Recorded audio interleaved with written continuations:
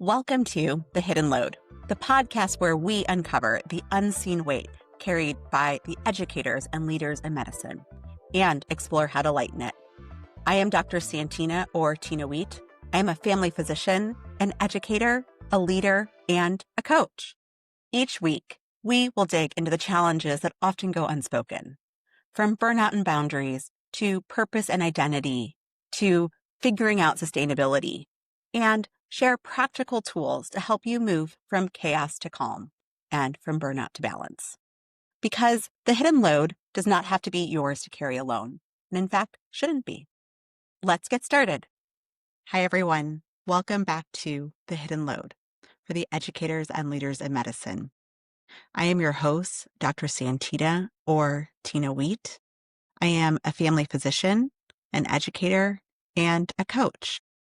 And this space is where we talk honestly about the unseen weight that we carry in healthcare and how we can show up with purpose, compassion, and balance. Today is episode number 11, and it is all about resilience, a word that gets tossed around a whole lot in medicine.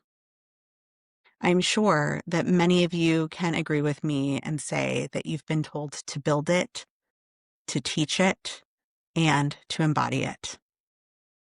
But I have been thinking lately about what resilience really truly means, and also what it really doesn't mean. Because sometimes the way that we talk about resilience ends up causing more harm than good. So we want to think about it in a way that is actually helpful. So let's start with what it really means. When you hear the word resilience, I'm curious what comes to mind. For the longest time, I thought of resilience as a toughness. It was that ability to push through, to keep going no matter what. Thinking of that image of the physician who just never stops, who just absorbs whatever comes and keeps working. And this was me in oh so many ways. It was taking the extra shifts, showing up even on the days that I felt bad or was up all night with my children or my mother when she was sick. Finishing that project that maybe didn't even need to be done by the time that I thought I did, just because I thought that working through it would prove that I was strong enough to be doing this job. But over time, I have learned that that is not resilience. What I was experiencing was survival mode. Resilience, it is not about enduring everything. True resilience is about recovering. It's not about never failing. It is about being able to get yourself back up, to adapt to the situation, and to bend without breaking, or to be flexible. According to the American Psychological Association, resilience is the ability to recover from or adapt to adversity, trauma, and stress, something that we face a lot in medicine. Resilience involves mental, emotional, and behavioral flexibility in order to navigate those challenges and be able to bounce back from the setbacks, and sometimes even to be able to grow from those setbacks. Importantly, in this definition, resilience is not an innate trait. So it's not that you have resilience or you don't. But resilience is a skill that can actually be learned and developed over time through behaviors and thought processes. That is a really exciting thing to know, because that means even if you don't feel resilient right now, there are things that you can do to help yourself become more resilient. Or there's things that you can help your learners and your teams to do to help them. Now, in healthcare, we often mistake endurance for resilience. We celebrate the ones who just push through. We celebrate the ones who take on more and more without any complaint. But pushing through everything, well, it doesn't make you stronger. Sometimes it just makes you even more exhausted. So now that we know what resilience is, why does it matter? And why does it matter, especially in medicine, education, and in leadership? Well, because the work that we do, it is deeply human. We are constantly navigating the uncertainty, the loss, the disappointment, and constant change. And we're often doing this while caring for others who are doing the same. As a family physician, I go from sharing a new diagnosis to hearing from my patient that their family member died. As an educator, I help a learner who gets a difficult test score or has to process difficult feedback. And although those things aren't happening to me, all of that weighs on me too, just like those experiences also weigh on you. And when we have resilience, it gives us flexibility. That flexibility allows us to stay connected to our purpose, even when things are hard.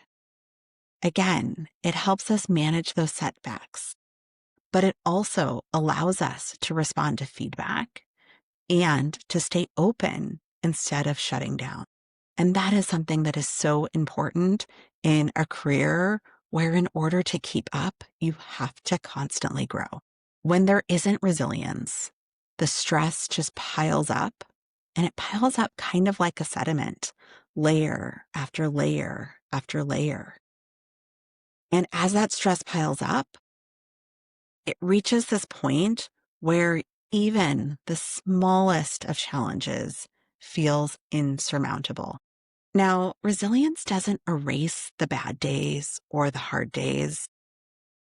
It does not make you immune to burnout, to sadness, or to frustration.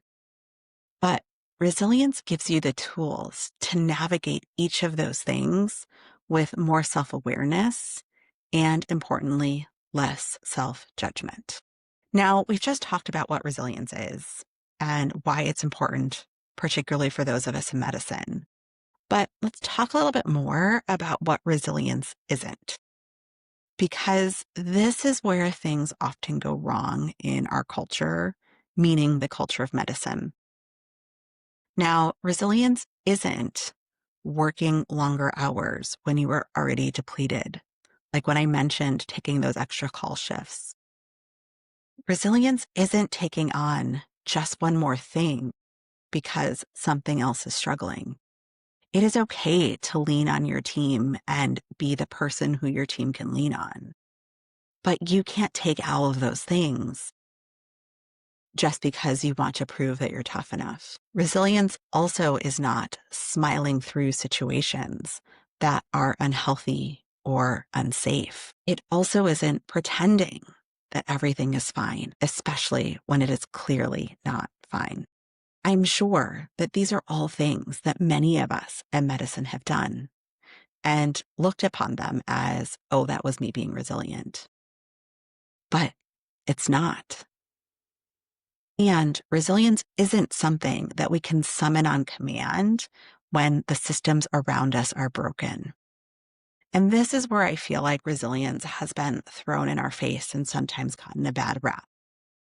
Because I think many of us have experienced the frustration of hearing the feedback of, oh, you just need to be more resilient, as if burnout or overwhelm are personal failings instead of reflections of a larger system that often asks too much and support too little.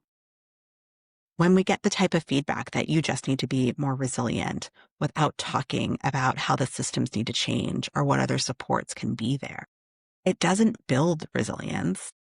Unfortunately, it just deepens the shame of feeling like you can't get through.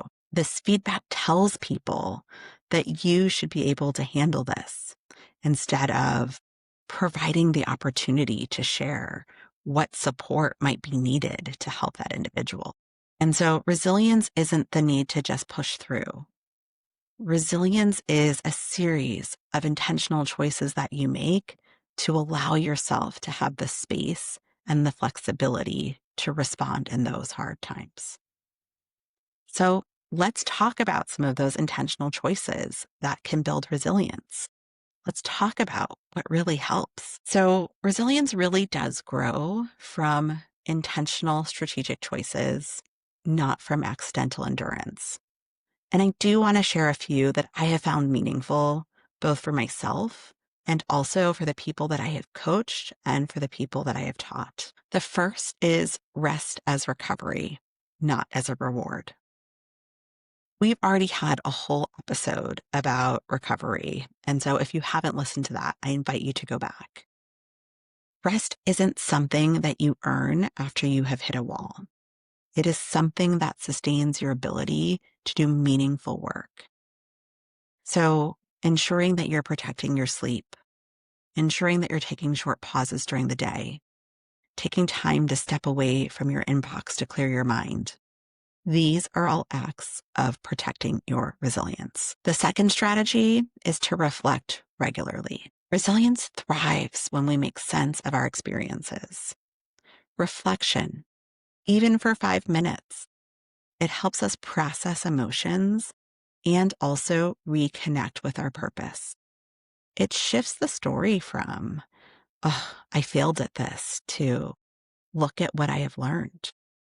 Again, there's a whole episode on reflection, so I invite you to go back and listen for the first time or re-listen to remind yourself of how you can reflect in meaningful ways. The third is to set boundaries clearly. Now, we also have had a whole episode on boundaries and boundaries without guilt. Saying no or saying not right now, well, it protects your energy for the things that do align with your values. Boundaries aren't barriers. They are clarity. Boundaries are saying yes to yourself and saying yes to your energy. Number 4 is to seek connection. Resilience isn't built in isolation. It is built in community, often through trusted colleagues, mentors, or friends who remind you that you are not alone in this work. That's why I'm sharing information with you on this podcast, to remind you that you are not alone in all of these challenges. And number 5 is to acknowledge the hard days. Even the most resilient people have days when it all feels heavy. Heavy days remind us that the good days are so good. Those heavy days don't mean that you're not resilient. They mean that you're human. The key is to let yourself feel it without staying stuck there. So resilience isn't just important for us. It's also important for our teams and for our learners. Because as educators and leaders, we also shape the environments where others are trying to grow their own resilience. So I ask you, how do we support that? How do we support it in our learners, in our colleagues, in our teams? Well, the first, normalize the struggle. When learners or teammates are having a hard time, instead of rushing to that reassurance, start with the validation. Yeah, that sounds tough. I have felt that too. It makes the space for honesty and authenticity instead of perfectionism. You can also model self-awareness. When you share how you manage your own challenges, like taking time to decompress after clinic or asking for help when you need it, you are able to show others that resilience is not about never faltering.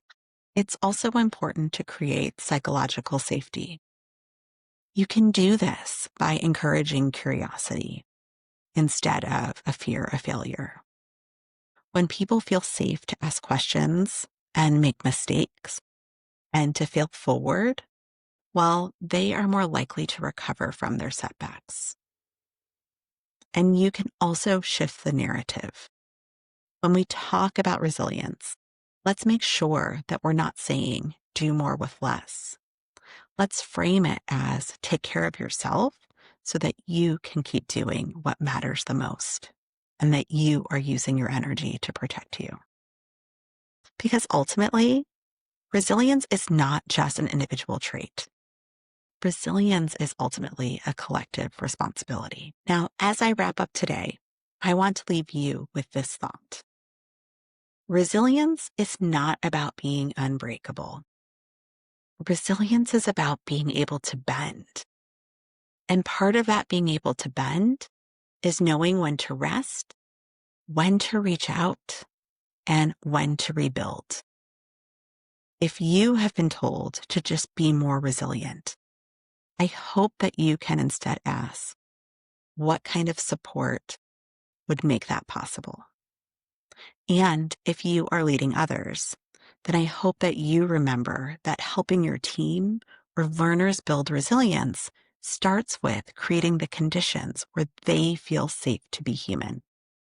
Because resilience, well, it's not a solo skill. It is something that we need to nurture in each other. I hope that this has been a helpful conversation about resilience. And in our next episode, I will be joined by a guest, Mary Ramon, to talk about something that is closely related, and that is asking for help. We will dive into what makes asking for help so hard in medicine, and we will unpack some practical ways that you can use employee assistance programs, also known as EAPs, as tools for real confidential support. This is a conversation that I'm really looking forward to sharing, and I think it will tie beautifully in today's discussion about resilience and connection. Thank you so much for joining me today on The Hidden Load. And if today's episode resonated with you, I would love for you to share it with a colleague or a friend who might need the reminder that resilience doesn't mean doing it all alone. And until next time, take care of yourselves and each other. Thanks for joining me on The Hidden Load. Tag me on Instagram at Dr. Tina Wheat or email me at santina@santinawheat.com with your takeaways and ideas. Don't forget to subscribe. And until next time, let's lighten your hidden load.